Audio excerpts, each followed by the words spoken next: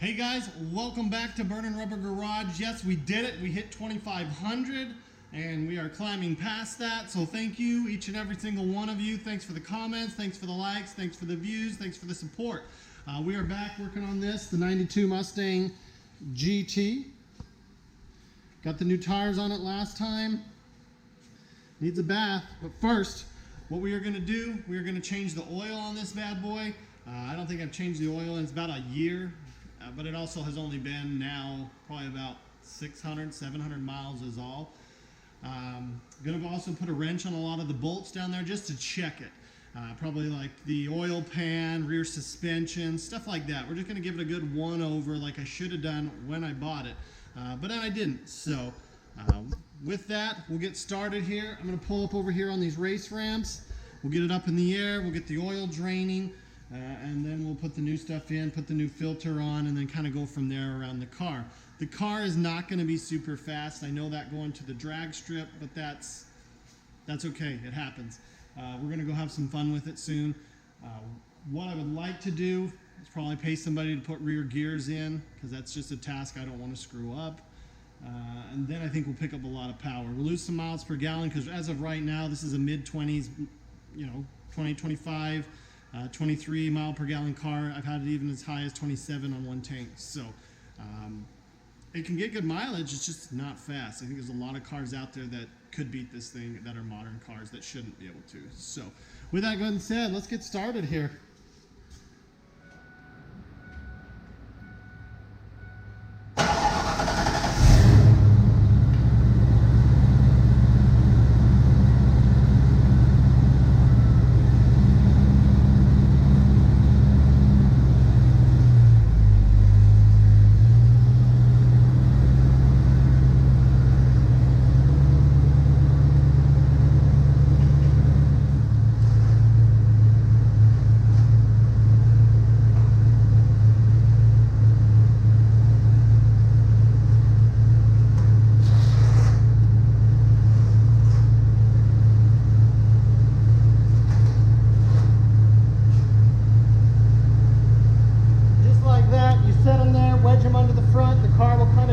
Up on them. It is freaking perfect to use. I almost wish I had got some that went up a couple more inches.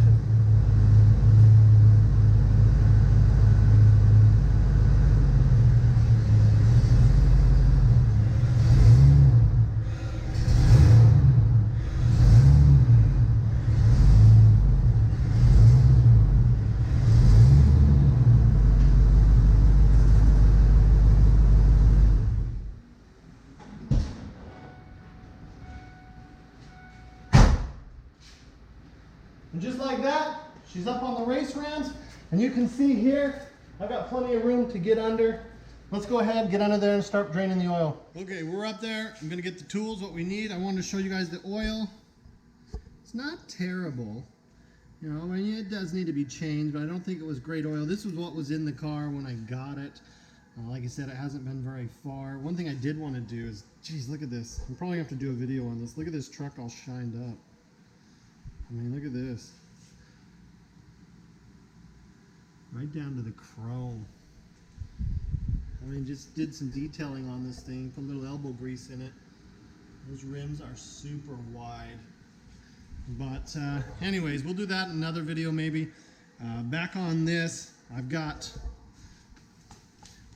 Mobile. It's high mileage, 10W30. I don't know anything about this car, and the way people tell you, oh yeah, it's probably only got 70,000 miles. Who knows? I don't buy it.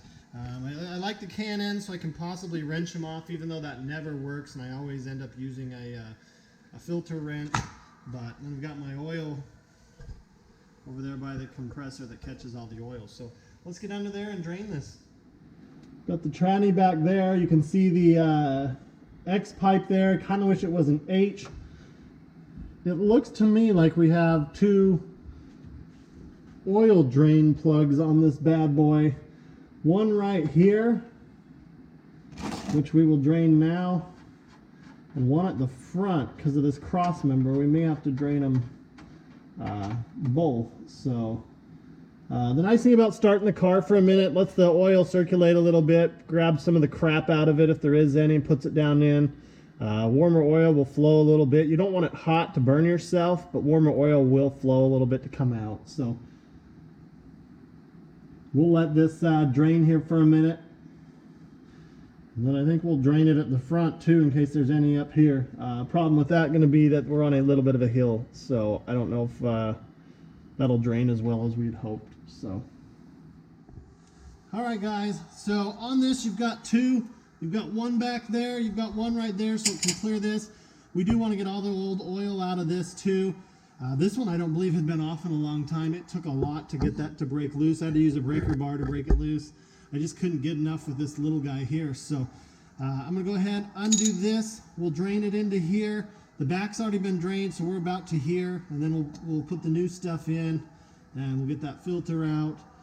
Put the new one of those in. We'll tighten this up right here. Part of me is tempted to not tighten this up because this lets it get a little bit of a hit from a curb or something, but you already can see all the damage right here. Take a look up here, Ken. We'll put the camera up here. You can see all the damage right here. We are probably due for a new AC condenser because the radiator's back here, but that's just, that's going to really inhibit flow. I don't think any air can even get through that, but we're not running hot anyways. Can you see right here, bud, where we're looking? All right, let's go ahead and get this front oil drained. You got a little bit coming out here. The problem is it's going to hit this roll, the sway bar, as you can call it, a roll bar. So there was a little bit in there, probably about as much as you'd see in your oil filter. So not a ton, but a little bit. But we just want to get all this stuff out of this. I don't know anything about this oil. They are using a Motorcraft filter. We're switching to a K&N. I think it's very similar. So if you have one of these, I believe this is the stock oil pan. You'll want to drain the back and the front. It doesn't matter what order, as long as the oil comes out. So I've got this thing. I like this to catch it. It's really long. It's not super wide, but I hate it when I have to dump the oil back in before I go recycle it. It pisses me off because it spills every time because you have to dump at such a slow pace. It gets a little frustrating. So with that, I'm going to get this put back in and we'll work on getting that oil filter out. All right, hopefully that fan's not too loud. It's pretty hot out here. What I've got here are some filter wrenches. Some of these I like a lot more than others. This is one I really like because the handle can swivel, so you can get it into crazy, hard to reach places. There's so many of these different sizes out there. I would say there's probably 5, maybe 6. There could be even more. One thing you can do, take what you need, pull it out of the box, set it in there, and you should be able to, as you can see, I've tightened it here. You should be able to get it on there, and what you want is for it to grip so that you can get it off, because a lot of times you start by draining the oil, at least I do, and then you go to grab this and your hand's slick, and then a lot of times if you go to like a Jiffy Lube or Walmart or wherever you decide to go do this, you will have that thing. They crank these things on there. I'm not sure why, but this is the filter we're going to be using. You know it's got to be good because it says NASCAR, right? But this is a K&N filter, HP 3001. That's what we're going to put in, but let's go get the old one off. All right, so we've got the wrench here. You want to slide it over and kind of bring it towards you. Figure out which way is righty-tighty, which way is lefty-loosey, and then you just take it and you start to turn it that direction. If it's not grabbing, you've got the wrench face the wrong way, take it off, flip it around. So now I've gone as far as I can until I'm hitting the sway bar. Loosen up on that handle,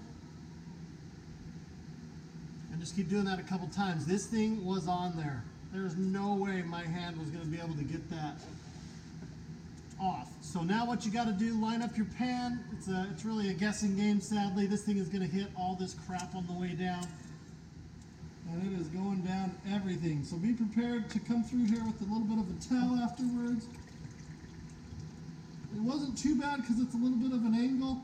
All right, so what I like to do is I like to just dip my finger in the oil just a little bit here. You can even go in the new stuff. I like to wipe a nice little bead on this gasket right there. Just wipe your finger off. On this one, I am not going to pour any oil in it. If the filter sat like that, straight up and down, I would pour it full, probably to about the red line there. and then install it. But this one sits like this, and I think putting it in where it's such a, I got to weave it like that to get it in, I think it'll just spill all the new oil out. So I might put just a little bit in there, and then I will put that in there. Just go put it in, but I'll put a little in there, but I'm not going to put a lot, otherwise it's just going to all spill out and waste it. So anyways, I'm going to get this put in. All right guys, we're going to put this Mobil 1 full synthetic 10W30 in. Something you're going to want is a funnel. It does really help. I don't know if you can see right down here, we got the K&N filter in, both the oil plugs are in. I'm going to pull this out here. I've wiped down everything that could have been leaked on. I'm sure we'll still get a couple drips. This is what I was trying to say, but I don't think it's going to work, so I'm going to say it again.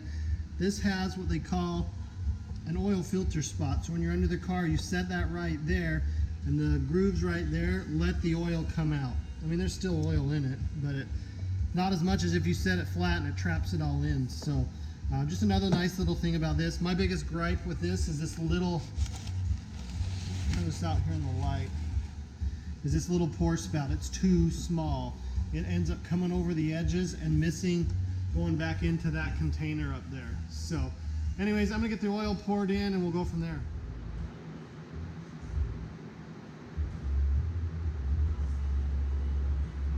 Nice thing about this is it's got this little guy over here on the side. We left about a quart out. We'll go from there. I'm gonna fire it up, make sure we got oil pressure. Should fill up that oil filter, and we'll go from there. All right, so we checked it. The oil looks a lot better than it did. There's still some black stuff in there. That was the initial wipe, so that's probably what was stuck to the dipstick, because the other wipe was that right there where I checked the levels. So let's hope that camera doesn't rock too much. We're going to top it off. We were just a little bit low. And that should do it with that. So that gauge over there, I started the car, I had no oil pressure for probably 2 seconds, maybe 3 at the most, and then it shot up to right there where it always runs at. If it does not shoot up within probably at most 5 seconds, you might want to start to panic a little bit. The one I did, just barely, it started and then it just slowly rose up. It's not like an instant shoot up, but it slowly rose up. So I knew I was good. I knew I had oil pressure. I mean, yeah, again, you're only as good as the gauge, but this gauge hasn't let me down. So I think this also has a low oil light or something like that. But what a fun little car. I'm super excited to take this to the track. It's something I've wanted to do since I've had the car. I just have not got around to it. So next up, I'm going to get on the back, check all the bolts back there, check the front up. I'm just going to grab a bunch of different sizes of wrenches and just get under there and tighten. So if I find something loose, I'll let you know about it. I know the front end shock struts combination were loose. I'd like to go to the track, and 8th mile, I've never ran 8th mile, so I don't really know what to expect from that. I know if this was a 1/4 mile, this would probably be 13 to 14 second car with the highway gears. It might even be slower than that. I might be very optimistic.